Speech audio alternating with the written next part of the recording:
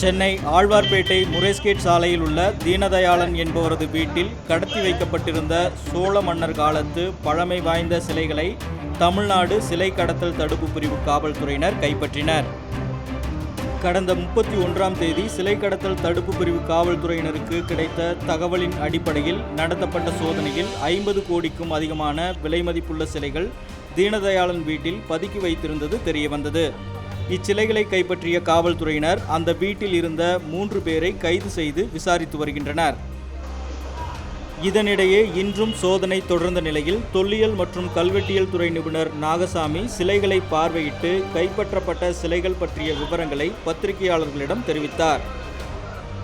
பெரும்பாலான இங்கே இருக்கக்கூடிய பெரிய செப்பு திருமேனிகள் எல்லாம் சோழர் காலத்தவை, 1000 ஆண்டுகளுக்கு முற்பட்டவை, சிலது ஒரு 100 ஆண்டு பிற்காலத்தாக இருக்கலாம், அதாவது 900 ஆண்டு இருக்கலாம்.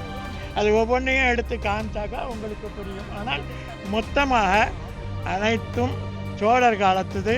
இதில் சிவபெருமானுடைய திரிபுராந்தகமூர்த்தியாக இருக்கக்கூடிய சிவபெருமானுடைய சிலை இருக்கிறது, தேவியினுடைய சிலை இருக்கிறது, தனி அம்மனுடைய சிலை இருக்கிறது, நர்த்தனம் ஆடும் கணபதியினுடைய சிலை இருக்கின்றது. இவையெல்லாம் விலை மதிப்பு அற்றவை. தலைமறைவான வீட்டின் உரிமையாளர் தீனதயாளனை தனிப்படை அமைத்து தேடி வரும் காவல்துறையினர் நாளை ஒரு நாள் இந்த வீட்டில் சோதனை நடத்த திட்டமிட்டுள்ளனர்.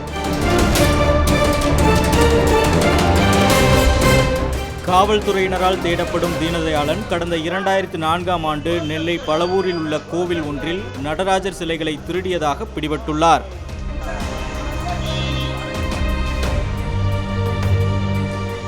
மொத்தம் 34 மெட்டல் சிலை போட்டோ, அந்த பெயிண்டிங்ஸ் வந்து 42 இருக்கு. வீட்டை உடைக்கிறதுக்கே லேட் ஆகிடுச்சு. சரிதானா? நாளைக்கு ஒரே ஒரு ரூம், இன்றைக்கி 6 மணிக்கு மேலே பண்ண மாட்டோம். நாளைக்கு ஒரு முறை நாங்கள் பண்ணுவோம். ஒரு ஒரு ஒரு 1 ஹவரில் நாளைக்கு எல்லாம் சர்ச்செல்லாம் முடிஞ்சிடும். அவ்வளோதானே? இல்லை 2 ரூமு 3 ரூம்லாம் இல்லை சார். நாங்கள் 3 ரூமுக்கு ஆர்டர் வாங்கினோம். உள்ள பெரிய வீடு நம்ம பார்த்துக்கிட்டு இருக்கோம். மேலும் தீனதயாளனுடன் திரைப்பட நடிகை ஒருவருக்கும் இந்த சிலை கடத்தல் வழக்கில் தொடர்பு இருப்பதாகவும் கூறப்படுகிறது.